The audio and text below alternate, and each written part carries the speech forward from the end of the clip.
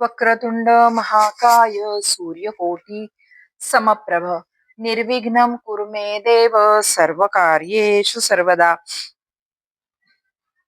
गुरुर्ब्रह्मा गुरुर्विष्णू गुरुर्देवो महेश्वरः गुरुः साक्षात् परब्रह्म तस्मै श्री गुरुवे नमः.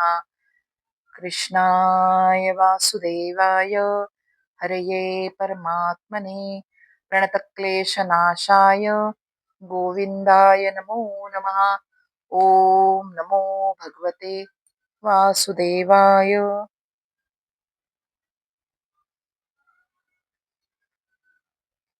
भगवंतांच्या आशीर्वादाने त्यांच्या आज्ञेने गेला महिनाभर मी आपल्या बरोबर आहे आणि मी माझ्या परीने श्रीमद भागवताचे कथन करण्याचा प्रयत्न केलेला आहे. कालच्या भागामध्ये आपण श्रीमद भागवत पूर्णपणे कथन करून संपवलेले आहे. आता आजचा हा भाग आहे. हा भाग फक्त एका काही कारणासाठी मी बनवत आहे, ज्यामध्ये कलियुगामध्ये आपल्याला मोक्ष प्राप्तीसाठी ज्या काही गोष्टी करायच्या आहेत त्यामधल्या काही ठराविक गोष्टी आपल्याला मी सांगणार आहे.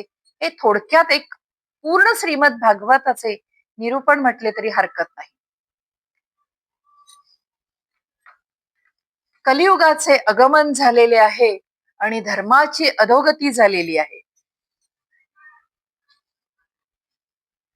भगवान श्रीकृष्ण पृथ्वीवरून अदृश्य झाल्यानंतर कलियुगाचा प्रभाव वाढायला लागलेला आहे. आणि श्रोते हो, कलियुग म्हणजे केवळ काळाचा बदल नाही, तर तो मनुष्याच्या अंतःकरणाच्या वाढणाऱ्या अज्ञानाचा काळ आहे. या युगामध्ये धर्म हळूहळू कमी होत जाणार आहे. सत्य कमी होतंय, दया कमी होतीये, पवित्रता कमी होतीये, क्षमाशीलता कमी होत आहे. मनुष्य बाहेरून समृद्ध दिसत असला तरी अंतःकरणातून रिकामा होत जात आहे. आपण हे सगळं बघतोय. हे फक्त मी पूर्ण श्रीमद भागवताचं एक निरूपण आपल्याला सांगते आणि त्यावर काय या संकटातून बाहेर पडण्यासाठी उपाय आहेत ते पण मी आपल्याला सांगणार आहे. धर्माचे आचरण कमी झालेले आहे, धर्माचे प्रदर्शन वाढलेले आहे. मी मागच्याच भागामध्ये आपल्याला सांगितलं की ज्या काही गोष्टी केल्या जातात धर्माच्या, त्याचे जास्त प्रदर्शन केले जाते. म्हणजे अंतःकरणातून ती गोष्ट केली जात नाही, फक्त लोकांना दाखवण्यासाठी म्हणून त्या गोष्टी केल्या जात आहेत. कलियुगामध्ये आपण हेच बघतोय. प्रदर्शन वाढलेलं आहे धर्माचं, की आम्ही हे करतो, आम्ही हे करतो, हे जगजाहीरपणे केले जात. ज्या गोष्टी समाधानासाठी, देवासाठी ज्या करायच्या असतात, परमात्म्यासाठी करायच्या असतात, त्या दाखवून लोकांना केल्या जातात. लोक धनालाच महानता समजायला लागलेले आहेत. ज्यांच्याकडे संपत्ती आहे त्यांना आदर मिळत आहे. विवाह, प्रेम, संस्कार धर्मावर आधारित राहिलेले नाहीत. स्वार्थ आणि आकर्षणावर नाती उभी राहिलेली आहेत. गुरुचा आदर कमी झालेला आहे. पालकांचा सन्मान कमी झालेला आहे. बंधुभाव कमी झाला आहे. मनुष्य सतत चिंता, भय आणि असंतोषामध्ये जगायला लागलेला आहे. अन्नामध्ये अशुद्धता आलेली आहे. विचारांमध्ये अस्थिरता आलेली आहे. हे हजारो वर्षापूर्वी भागवतामध्ये सांगून ठेवलेलं आहे की हे सगळे होणार आहे आणि हे आपण होतंय, हे आपण आता सध्या बघत आहोत. आयुष्य कमी झालेले आहे, स्मरणशक्ती कमी झालेली आहे. आणि श्रोते हो, कलियुगामध्ये मनुष्याला बाहेरून सगळं काही मिळेल, पण अंतःकरणातली शांतता मात्र त्याची पूर्णपणे हरवून गेलेली आहे. आणि याचं कारण फक्त एकच आहे, मनुष्य परमात्म्याशी असलेला संबंध विसरत चाललेला आहे. या अंधकारमय युगामध्ये भगवंतांनी समस्त जीवांसाठी एक दिव्य आश्रय ठेवलेला आहे. कलियुगामधले सगळ्यात मोठे वरदान काय आहे, तर भगवंतांचे नामस्मरण हे सगळ्यात मोठे वरदान आहे कलियुगामध्ये. सत्ययुगामध्ये कठोर तपस्या करावी लागत होती. मी मागच्या अध्यायामध्ये आपल्याला, अंतिम अध्यायामध्ये आपल्याला सांगितलेले होते की सत्ययुगामध्ये कठोर तपस्या करावी लागत होती. त्रेतायुगामध्ये महान यज्ञ करावे लागत होते.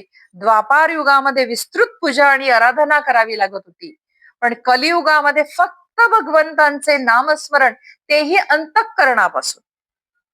श्रद्धेने नामस्मरण हे जीवाचा उद्धार करू शकते. म्हणून या युगातले सर्वात श्रेष्ठ साधन आहे, सर्वात श्रेष्ठ जप आहे, महान जप आहे हरे कृष्ण कृष्ण कृष्ण हरे हरे, हरे राम राम राम हरे हरे. हे हा जप किंवा हे नुसते शब्द नाहीयेत, ते स्वतः परमात्म्याचे स्वरूप आहे. जे लोक श्रद्धेने भगवंतांचे नामस्मरण करतील, त्यांच्या अंतःकरणामध्ये कलियुगामध्ये हळूहळू प्रकाश निर्माण होणार आहे. क्रोध कमी होईल. भगवंतांच्या नामस्मरणामुळे काय काय होणार आहे हे त्यावेळेला श्रीमद भागवतामध्ये सांगून ठेवलेले आहे. मनामधला क्रोध कमी होईल, लोभ कमी होईल आणि मनामध्ये शांती प्रगट होईल. श्रोते हो, भगवंतांना बाह्य वैभव नको आहे, त्यांना हवे आहे निर्मळ प्रेम, एक निष्कपट अश्रू आणि एक मनापासून केलेली प्रार्थना. म्हणून कलियुगामध्ये भगवंत नामाचा आश्रय जो घेणार आहे तो कधीही हरणार नाही. मी बाकी बऱ्याच अध्यायामध्ये आपल्याला सांगितलेले होते की भगवंत, तुम्ही संकटामध्ये, तुम्हाला कुठली संकट येऊ देत, तुम्ही संकटामध्ये लोकांची मदत मागायला जाऊ नका, कोणाकडेही म्हणू नका की मला मदत करा. फक्त भगवंतांचे स्मरण करा आणि भगवंतांना म्हणा की तुम्ही मला मदत करा, तर तुम्ही कधीही हरणार नाही. ते संकट तुम्हाला कधीही हरवू शकणार नाही, कारण भगवंत तुमच्या पाठीशी असणार आहेत, भगवंतांचा हात तुमच्या मस्तकावर असणार आहे.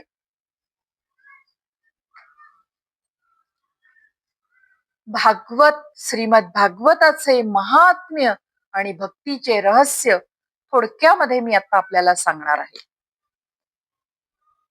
श्रीमद भागवत हे एक पुराण नाही. बऱ्याच वेळेला लोकांना ती फक्त कथा वाटते, त्या एक ग्रंथ वाटतो. ती नुसती कथा, म्हणजे मी साधी भाषा वापरते, कदाचित ती चुकीची भाषा असेल, ते गोष्टीचं पुस्तक नाहीये, तो कथासंग्रह नाहीये, ते पुराण नाहीये, तो वेदांचा सार आहे, भक्तीचा अमृत सागर आहे, जीवाला परमात्म्यापर्यंत नेण्याचा एक दिव्य मार्ग आहे श्रीमद भागवत दिव्य ग्रंथ. जिथे भागवताचे श्रवण होते, जिथे भागवताचे कथन होते, तिथे भगवंत सूक्ष्म रूपाने असतात. त्यांचे अस्तित्व सूक्ष्म रूपाने आपल्या अवतीभोवती असते. कारण श्रीमद भागवत आणि भगवंत यांच्यामध्ये भेद नाही, दोन्हीही एकच आहेत. जो श्रद्धेने श्रीमद भागवत ऐकतो, त्यांच्या अंतःकरणामधले अज्ञान हळूहळू दूर होते. काम, क्रोध, लोभ, मोह, मद, मत्सर, अहंकार हे सगळे हळूहळू कमी व्हायला लागते आणि अंतःकरणामध्ये खरी भक्ती अंकुरायला लागते. श्रोते हो, एक छोटासा उपदेश आहे, श्रीमद भागवताचा आहे आणि थोडस मी निरूपणाच्या मार्गातून आपल्याला सांगत आहे. श्रीमद भागवत सांगत नाही तुम्हाला की संसार सोडून पळून जा, वानप्रस्थाश्रम स्वीकारा, असं श्रीमद भागवत आपल्याला कधीही सांगत नाही. श्रीमद भागवत आपल्याला हे शिकवते की संसारामध्ये राहा, कर्तव्य करा, कर्तव्यापासून कधीही दूर जाऊ नका, परंतु मन भगवंतांच्या चरणामध्ये ठेवा. तुमची कर्तव्य पार पाडा, तुम्ही संसार करा, मुलाबाळांमध्ये राहा, पण मन तुमचे भगवंतांच्या चरणामध्ये पाहिजे. एक छोटस उदाहरण देते मी. तसं कमळ पाण्यामध्ये राहतं, पण पाण्याने ते भिजत नाही.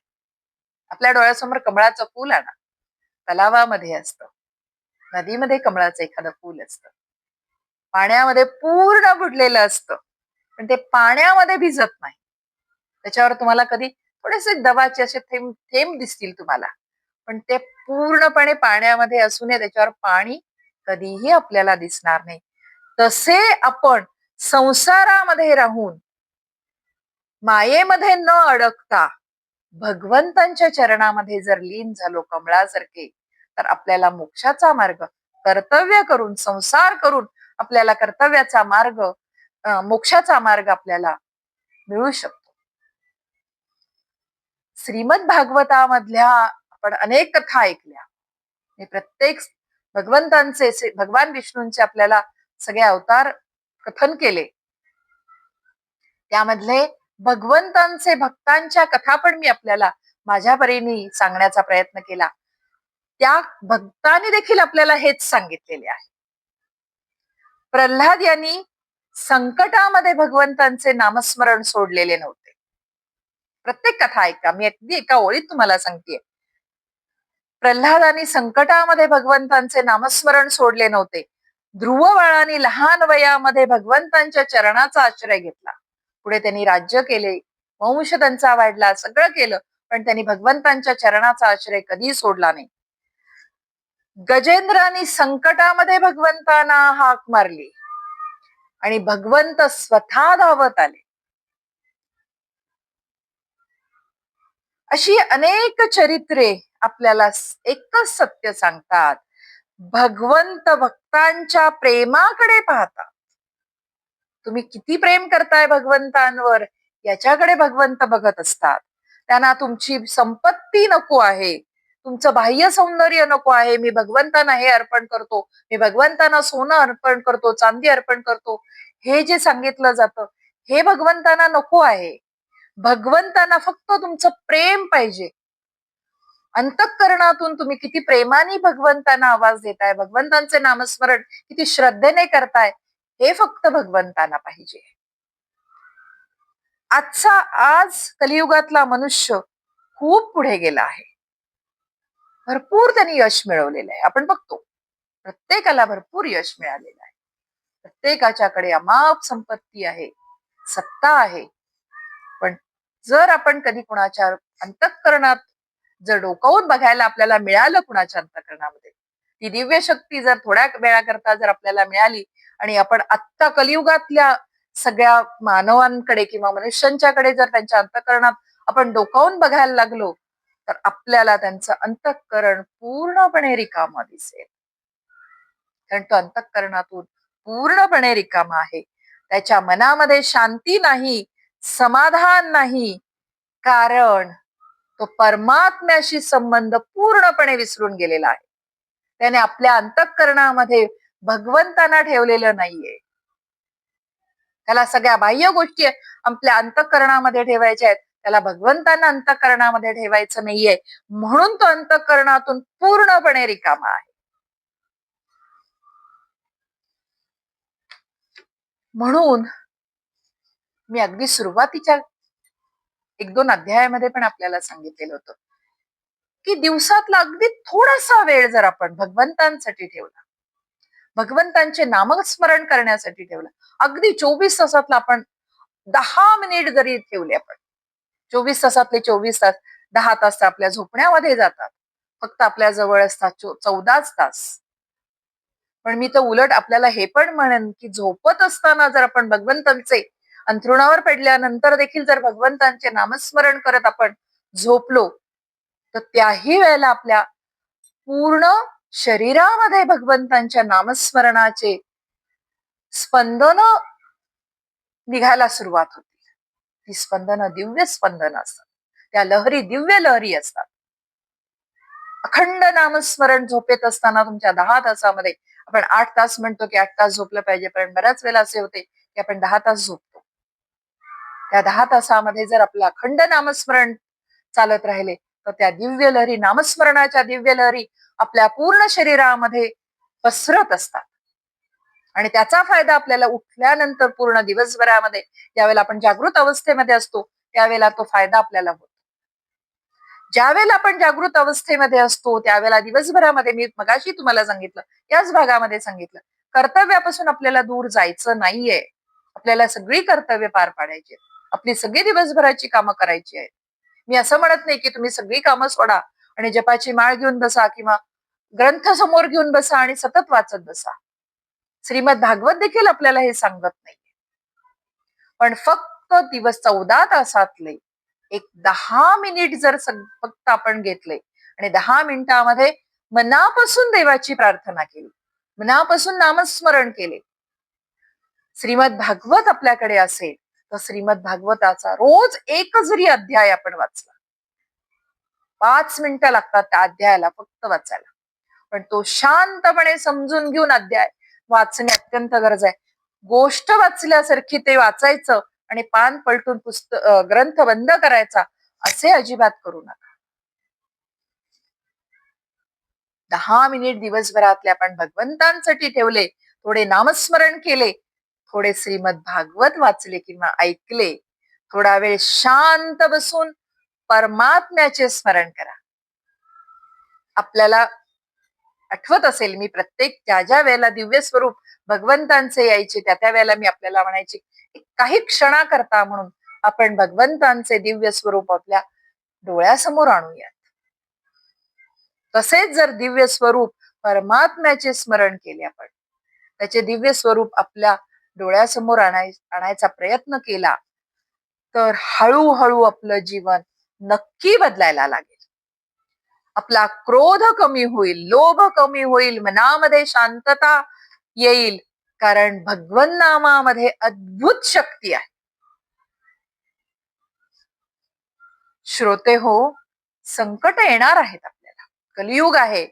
कलियुगामध्ये आपल्याला असंख्य संकटांना तोंड द्यायचंय, दुःखांना तोंड द्यायचंय, अपमान सहन करायचा आहे.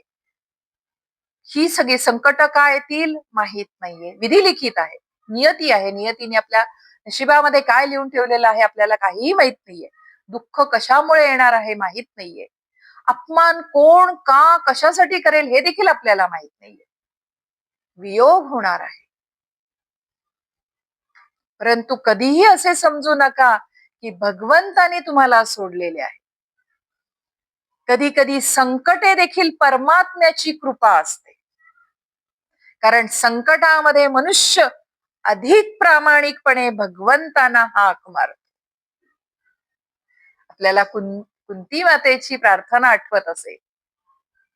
मी मागील 2-3 अध्यायापूर्वी आपल्याला सांगितलेले होते की ज्या वेळेला महायुद्ध संपले, महाभारतामधले महायुद्ध संपले आणि श्रीकृष्ण द्वारकेकडे यायला निघाले, त्यावेळेला कुंती मातेने एक प्रार्थना केलेली होती की जर सुखामध्ये मी आपल्याला विसरणार असेल तर मला ती सुख नको, संकटामध्ये मला तुझे जर दर्शन होणार असेल आणि तुझे नामस्मरण होणार असेल तर मला वारंवार संकटे येऊ देत, कारण मला तुला विसरायचे नाहीये. आपण पण बघतो, आपण जर मनाला खरंच स्मरून कधी सांगितले की ज्यावेळेला आपल्याला सुखांचा वर्षाव होत असतो त्यावेळेला आपण फक्त एकदा जाऊन देवासमोर आपल्या देवघरासमोर उभे राहतो, देवाला हात जोडतो आणि मग आपण त्या सुखाचा उपभोग घ्यायला सुरुवात करतो. पण जसंही आपल्या आयुष्यामध्ये संकटांची मालिका सुरू होते, संकट यायला लागतात, दुःख यायला लागतात, त्यावेळेला मात्र सतत आपल्या तोंडामध्ये भगवंतांचे नाव असते. भगवंतांना जाब विचारत असतो, भगवंतांना चिडत असतो, भगवंतावर भगवंतांची आठवण काढून की देवा मला ह्याच्यातून बाहेर काढ म्हणून आपण रडत असतो.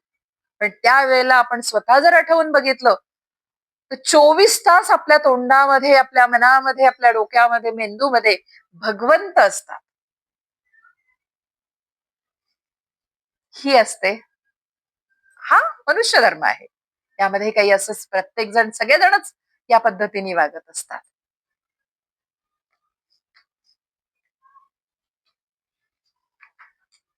या प्रकारे आता मी एका अंतिम भागाकडे वळत आहे. फलश्रुती म्हणायला हरकत नाही आणि दिव्य समारोप करत आहे मी त्या पूर्ण 1 महिन्याभराच्या कथनाचा आणि आपल्या श्रवणाचा मी समारोप करत आहे. एक व्यापार युग संपलेलं होतं, कलियुग आलेलं होतं. नवीन आध्यात्मिक प्रवासाची भगवंतानी आपल्याला सुरुवात करून दिलेली होती. एक दिवस आपला देह नष्ट होणार आहे, धन मागे राहणार आहे, वैभव मागे राहील, कीर्ती मागे राहती. आपण ज्या वेळेला आपला देह नष्ट होणार आहे, कधी होणार आहे आपल्याला कोणालाही माहित नाहीये. एक दिवस आपला देह सगळ्यांचा नष्ट होणार आहे. आपण जे कमवलेलं आयुष्यभराचं धन आहे ते धन आपण इथेच ठेवून जाणार आहोत, आपल्या बरोबर कुठेही नाहीये. वैभव जे आपण सगळं वैभव जमा केलेलं आहे ते सगळं वैभव आपण इथेच सोडून जाणार आहोत. आपलं जे नाव चांगलं झालेलं आहे, वाईट असेल चांगलं असेल, जे काही नाव असेल, जी कीर्ती आहे चांगली किंवा वाईट, ती आपली इथेच राहणार आहे. पण आपल्यासोबत दोन गोष्टी मात्र नक्की येणार आहे. आपण आयुष्यभर जर भगवंतांचे नामस्मरण केले तर ते नामस्मरणाचे पुण्य आणि भगवंतांची जर भक्ती केलेली असेल तर ती भक्ती आणि भगवंतांचे नाम मात्र आपल्या बरोबर शेवटी येणार आहे. म्हणून श्रीमद भागवत पण आपल्याला सांगत आहे आणि मी पण आपल्याला नम्रतेने सांगत आहे की जीवन व्यर्थ घालवू नका. एकमेकांवर प्रेम करा, अहंकार सोडा, क्षमा करायला शिका, दुःख दुसऱ्यांना दुःख देऊ नका, कुठल्याही मार्गाने दुःख देऊ नका. तुमच्या वागण्यामुळे, तुमच्या कृतीमुळे जर समोरच्याला दुःख होत असेल तर ते दुःख देणं कमी करा.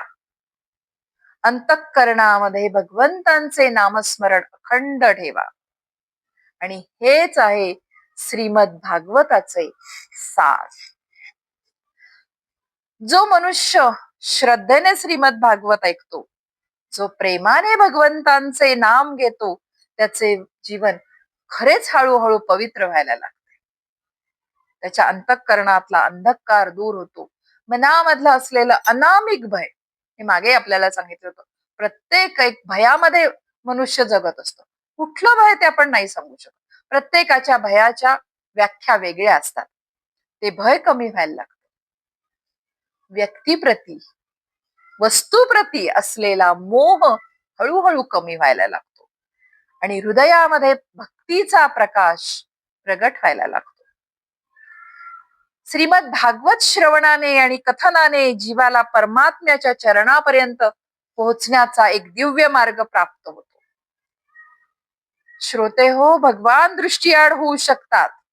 आपल्याला भगवंत दिसत नाहीत.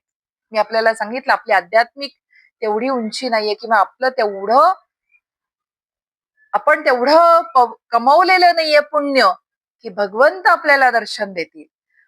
पण त्यांची कथा, त्यांचे नाम आणि त्यांची कृपा मात्र आपल्यावर अखंड राहील. ते कधीही नाहीशी होणार नाही जर आपण अंतःकरणापासून भगवंतांचे नामस्मरण केले आणि भगवंतांची भक्ती केली तर आपल्याला त्यांची कृपा प्राप्त होऊ शकते. भगवंत आपल्याला दिसणार नाही, त्यांचं दर्शन नाही होणार, पण त्यांची कृपा मात्र अदृश्य रूपाने आपल्यावर अखंडपणे राहू शकते.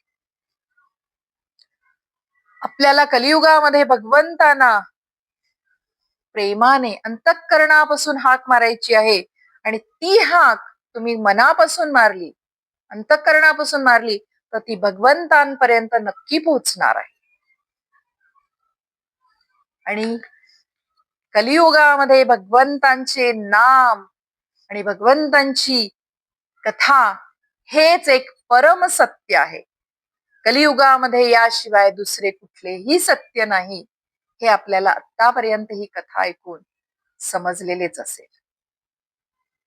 अशा प्रकारे आज आपण भक्ती, ज्ञान, वैराग्य, भगवन नाम आणि परमप्रेमाचा अमृत सागर श्रीमद भागवत याचे कथन पूर्ण करत आहोत.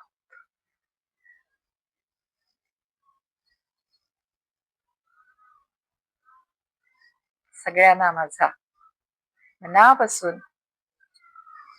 या कथेपुरता नमस्कार. कृष्णाय वासुदेवाय हरये परमात्मने प्रणतक्लेशनाशाय गोविंदाय नमो नमः. ओम नमो भगवते वासुदेवाय.